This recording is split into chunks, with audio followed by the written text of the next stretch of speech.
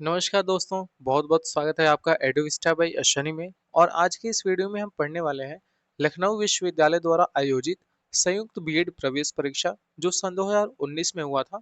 इसका हम प्रथम प्रश्न पत्र का खंड अ यानी कि सामान्य ज्ञान पढ़ने वाले हैं। टोटल 50 क्वेश्चन पूछे गए थे, पीवाईक्यू है ये सन 2019 का। तो हम इन्हीं 50 क्वेश्चन को देखेंगे। तो चलिए बिना कोई टाइम वेस्ट किए जल्दी से अपने वीडियो को शुरू करते हैं।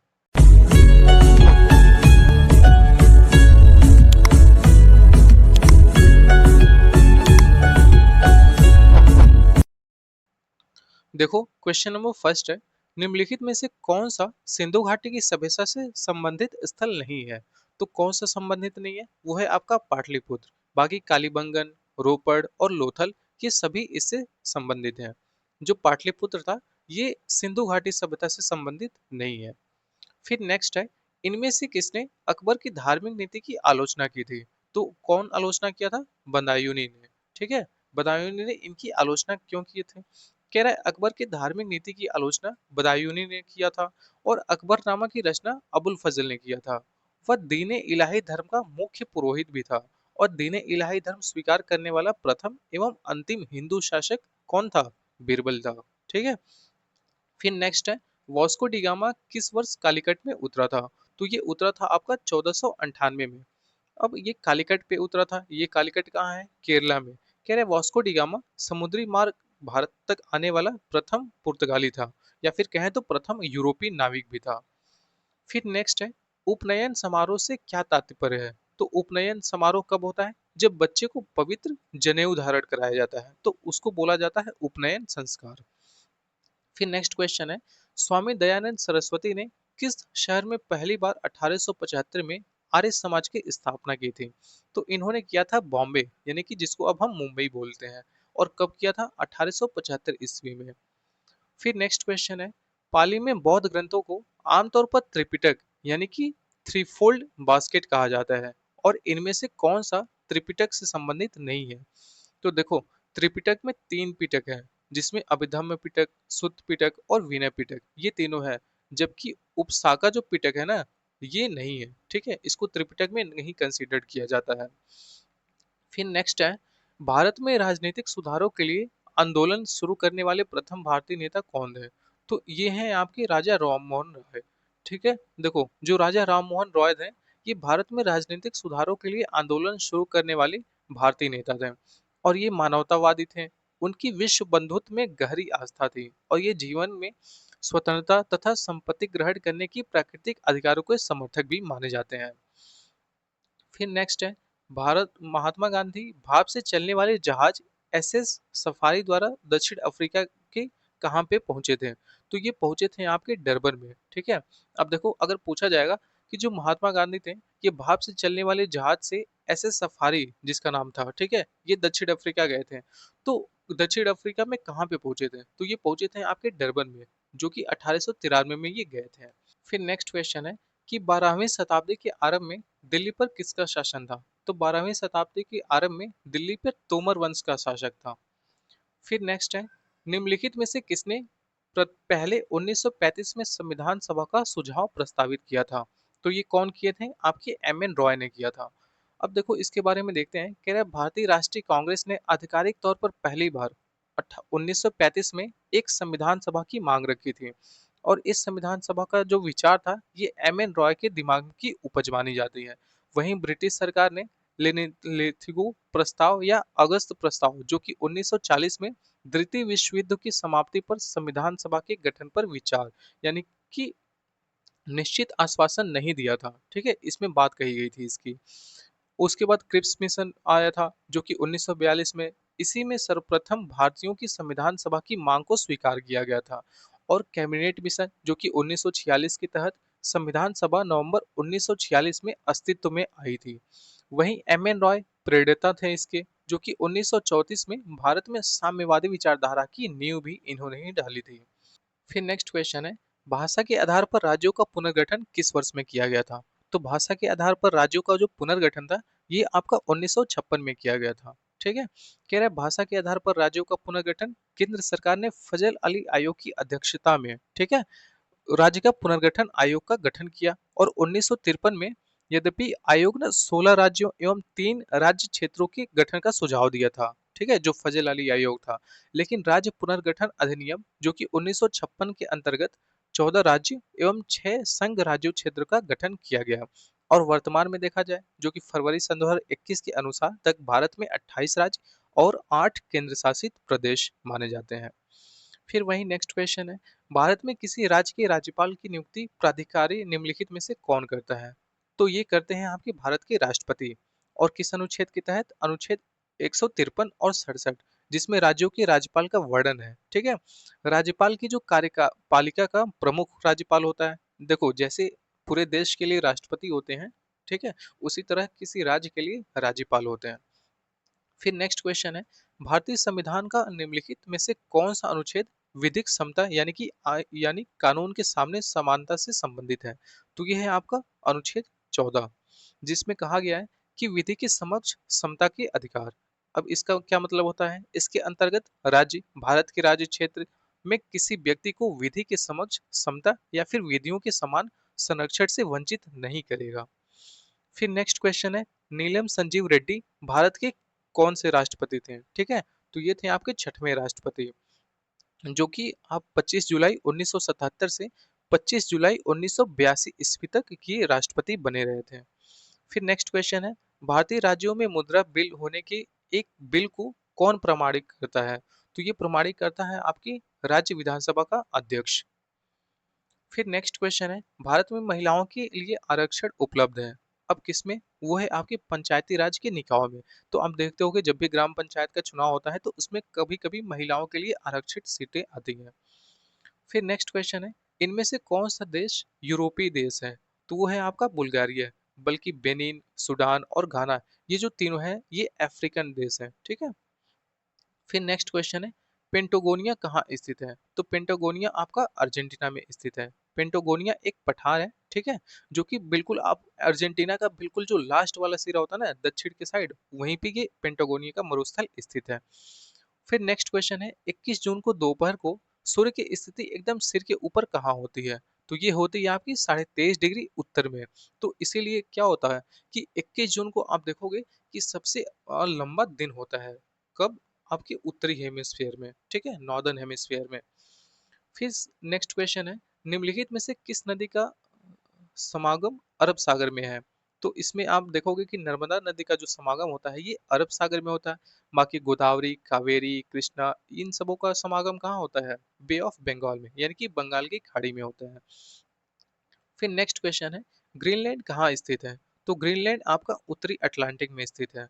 देखो ग्रीनलैंड जो है ना ये उत्तरी अटलांटिक या फिर कहें तो नॉर्थ अमेरिका में स्थित है, पॉलिटिकल आप जियोग्राफिकल रूप से। बट पॉलिटिकल रूप से ये डेनमार्क का पार्ट है। तो अगर पूछा जाए कि पॉलिटिकली ये किस देश से संबंधित है तो डेनमार्क। फिर नेक्स्ट है, समुद्री जल का औसतन खारापन कितना होता है? तो जो समुद्री जल का औसतन खारापन है ये आपका 3.5% के आसपास, ये पीपीटी होता है, ठीक है, इतना होता है। फिर नेक्स्ट है, भारत में राष्ट्रीय आय का आंकलन करने वाली संस्था कौन सी है? तो केंद्रीय सांख्यिकी संगठन जो है ये भारत में राष्ट्रीय आय का संकलन या फिर आंकलन करती है। फिर नेक्स्ट है, कह रहा है विश्व में सबसे बड़ा गर्म रेगिस्तान कौन सा है? तो विश्व का जो सबसे बड़ा गर्म रेगिस्तान है वो है आपका सहारा रेगिस्तान। फिर नेक्स्ट है, भारत में निम्न में से क्या अप्रत्यक्ष कर की श्रेणी में आता है? तो जो सेवा कर है ये अप्रत्यक्ष कर की श्रेणी में आता है। बाकी आय कर, संपत्ति कर और निगम कर ये प्रत्यक्ष कर की श्रेणी में आता है। फिर नेक्स्ट है, क्लोरोफिल जलाया जाए तो कौन सा तत्व शेष बचेगा? जब क्लोरोफिल हम जलाएंगे तो उसमें हमारा मैग्नीशियम जो होता है यही शेष बचेगा, ठीक है। फिर नेक्स्ट क्वेश्चन है, सन 2011 की जनगणना रिपोर्ट के अनुसार निम्नलिखित में से किस राज्य में जनजाति जनसंख्या नहीं है? तो जनजाति जो जनसंख्या है ये आपकी हरियाणा में नहीं पाई जाती है। जो सन 2011 में जनगणना रिपोर्ट आई थी उसमें ये पाया गया था कि हरियाणा में कोई भी जनजाति जनसंख्या पाई ही नहीं जाती है, ठीक है। फिर नेक्स्ट क्वेश्चन है, निम्नलिखित में से कौन सा रोग पुरुषों की तुलना में महिलाओं में बहुत कम होता है? तो ये है आपकी वर्णाद्धता, यानी कि कलर ब्लाइंडनेस, जो नाइट ब्लाइंडनेस होती है ना, सॉरी, ये कलर ब्लाइंडनेस है, मतलब कलर को पहचानने वाला। देखो कह रहा है वर्णांधता रोग, रोगी को लाल एवं हरा रंग पहचानने की क्षमता नहीं होती है, अगर ये हो गया तो फिर इस रोग से मुख्य रूप से पुरुष प्रभावित होता है, और स्त्रियों में देखा जाए तो ये बहुत कम पाया जाता है। क्यों? ये कब होता है स्त्रियों में? जब इनके दोनों गुण सूत्र XX प्रभावित हों और इस रोग की वाहक स्त्रियां होती हैं। ठीक है? तो कहने का मतलब ये है कि पुरुषों की तुलना में स्त्रियों में बहुत कम पाया जाता है ये कलर ब्लाइंडनेस। नेक्स्ट क्वेश्चन है, कह रहा है एक ही समय दोनों तरफ कौन सा प्राणी देख सकता है? तो वो है आपका गिरगिट। अब गिरगिट एक सरीसृप परिवार की कैटेगरी में आता है, जिसको हम कैमिलियो नेरिडी का एक सदस्य माना जाता है। और गिरगिट पेड़ों पर रहने वाले छिपकलियों, जो प्रायः अपने शरीर के रंग बदलने की क्षमता के लिए जाने जाते हैं, युग्मिक अंगुलिकाओं और अग, अग्रदंत माला और एक लंबी पतली तथा फैल सकने वाली जीभ के लिए जानी जाती है। गिरगिट एक समय में दोनों तरफ देख सकता है। ठीक है? फिर नेक्स्ट क्वेश्चन है, कायाकल्प और शहरी परिवर्तन के लिए अटल मिशन यानी कि अमृत किस मंत्रालय के अधीन है? तो ये आपके आवास और शहरी मंत्रालय है। अब देखो शहर से संबंधित है, तो शहरी मामले में इसका देखभाल होता है। कह रहा है कायाकल्प और शहरी परिवर्तन के लिए अटल मिशन बनाया गया, जिसको हम अमृत शॉर्ट फॉर्म में बोलते हैं, आवास और शहरी मामले के अंतर्गत आते हैं। और इस योजना को जून सन 2015 में किसने लॉन्च किया था? प्रधानमंत्री नरेंद्र मोदी द्वारा शुरू किया गया था। फिर नेक्स्ट है, निम्नलिखित अंगों में से कौन सा अंग पित्त रस का श्वास करता है? तो ये करता है आपका यकृत। अब यकृत मनुष्य के शरीर में पाई जाने वाली सबसे बड़ी तथा महत्वपूर्ण पाचक ग्रंथि होती है, जो पित्त रस का रसाव करती है। और यह उदगुहा के दाहिने ऊपर ऊपरी भाग के डायफ्राम के ठीक नीचे स्थित होती है। और इसके निचले भाग में नाशपाती के आकार की एक थैली भी पाई जाती है, जिसे हम पित्ताशय कहते हैं। और यकृत द्वारा स्रावित पित्त रस पित्ताशय में ही संचित होता है। ठीक है? फिर नेक्स्ट है, कृत्रिम वर्षा के लिए प्रयुक्त किया जाता है। अब क्या प्रयोग किया जाता है? वो है सिल्वर आयोडाइड। आप देखोगे कि जब भी आर्टिफिशियल रेन कराना होता है, तो हम सिल्वर आयोडाइड का छिड़काव करते हैं एरोप्लेन या फिर जो भी ऊपर अ, जैसे भी हम कर सकते हैं, उससे हम सिल्वर आयोडाइड का एटमॉस्फेयर में अपना छिड़काव करते हैं। और कुछ देर बाद क्या होता है कि वो बारिश कराता है, आर्टिफिशियल जिसको रेन बोलते हैं। फिर नेक्स्ट क्वेश्चन है, लाल रक्त कणिकाएं शरीर में किस भाग में बनती हैं? तो ये बनती है आपकी अस्थि मज्जा में। ठीक है? आप देखोगे कि एक स्वस्थ मनुष्य के शरीर में रक्त लगभग 5 से 6 लीटर तक हो सकता है, और जीवन अवधि लगभग 100 से 120 दिन तक होती है इसकी। लाल रुधिर कणिकाएं का निर्माण लाल यानी कि अस्थि मज्जा बोन मैरो में होता है। ठीक है? और आरबीसी की मृत्यु यकृत तथा प्लीहा में होती है। और प्लीहा को रक्त का कब्रिस्तान भी कहते हैं। ठीक है? फिर नेक्स्ट क्वेश्चन है, मोनोजाइट किसका अयस्क है? तो जो मोनोजाइट है, ये थोरियम का अयस्क है। जो अब देखो कोई भी प्योर मटेरियल नहीं पाया जाता ना, वो अपने अयस्क में पाया जाता है। तो जो थोरियम का अयस्क होता है, उसको हम बोलते हैं मोनोजॉइट। जिसमें आप देखोगे कि विश्व का जो 75% थोरियम है, ये दक्षिण भारत में पाया जाता है, और सबसे ज्यादा केरल राज्य में पाया जाता है। ठीक है? केरल के मालाबार जो तट है, वहां पे पाया जाता है। फिर नेक्स्ट क्वेश्चन है, उच्छादन यानी कि अनावरण पर किस पदार्थ का वायु से नमी का वो शोषण करने को गुण को कहा जाता है? तो ये है आपके प्रस्वेदन। अब देखो उच्छादन यानी कि अनावरण पर किसी पदार्थ का वायु से नमी का अवशोषण का गुण प्रस्वेदन कहा जाता है। ठीक है? फिर नेक्स्ट है, एएलयू का विस्तृत रूप क्या है? तो एएलयू का विस्तृत रूप जो है, वो है आपका अर्थमेटिक लॉजिकल यूनिट।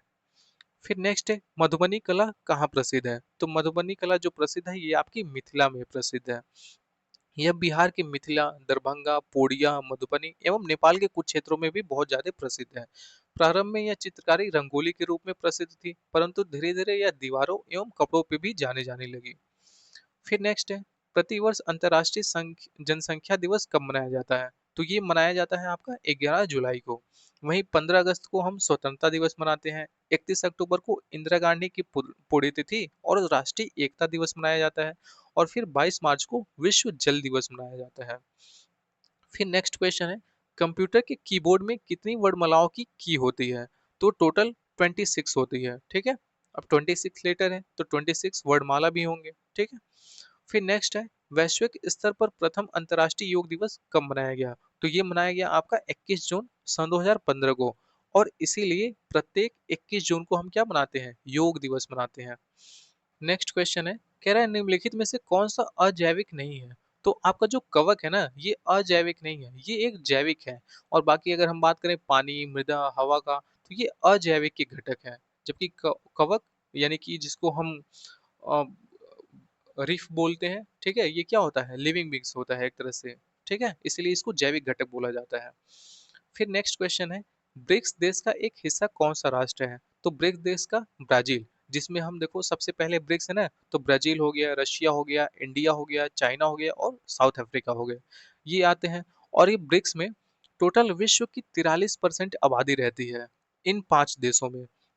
जहां विश्व का सकल घरेलू उत्पाद की बात करें, ठीक है, तो 37%, और विश्व में व्यापार की हिस्सेदारी की बात करें तो टोटल 17% के आसपास में आती है।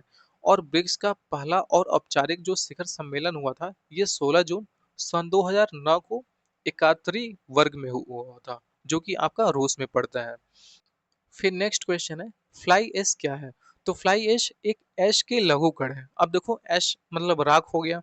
अब ये प्राय पता है किससे निकलता है? जब भी हम कोयले को जलाते हैं तो वहां से फ्लाई ऐश निकलता है। अब जो जो ऐश यानी कि राख उड़ जाता है उसको तो हम फ्लाई ऐश बोलते हैं, जो नहीं उड़ पाता उसको हम पेंदी की राख बोलते हैं, ठीक है। और जब भी ये विद्युत संयंत्र जो होते हैं, जो कोयले से चलने वाले विद्युत संयंत्र होते हैं, वहां पे फ्लाई ऐश देखने को मिलता है। फिर नेक्स्ट क्वेश्चन है, उत्तर प्रदेश के निम्न में से कौन से जिले की सीमा मध्य प्रदेश के साथ साझा नहीं करती है? तो जो अलीगढ़ है, ये मध्य प्रदेश के साथ साझा नहीं करती। बाकी इलाहाबाद, इटावा, मिर्जापुर, ये सभी के सभी जो जिले हैं, इनका जो सीमा है, ये मध्य प्रदेश के साथ साझा होता है। फिर नेक्स्ट एंड लास्ट क्वेश्चन है, भारतीय वैज्ञानिक द्वारा खोज की गई आकाशगंगाओं के सुपर क्लस्टर का क्या नाम था? तो जो भारतीय वैज्ञानिकों ने खोजा था सुपर क्लस्टर, उसका नाम इन्होंने सरस्वती दिया था। तो बस इस वीडियो में इतना ही है। टोटल 50 क्वेश्चन मैंने आपको कवर करा दिया है, जो सन 2019 का पीवाईक्यू है, जो जीके वर्ग में पूछा गया था लखनऊ विश्वविद्यालय द्वारा जब आयोजित किया गया था बीएड का प्रवेश परीक्षा। तो इसी तरह से मैं आगे का सन 2025 तक के सारे पीवाईक्यू को कवर कराऊंगा। तो अगर आप चैनल पे नए हैं तो चैनल को सब्सक्राइब करके रखें, जिससे आने वाली वीडियो आपको सबसे पहले मिल सके। मिलते हैं बहुत जल्द एक और नए वीडियो में, तब तक के लिए जय हिंद।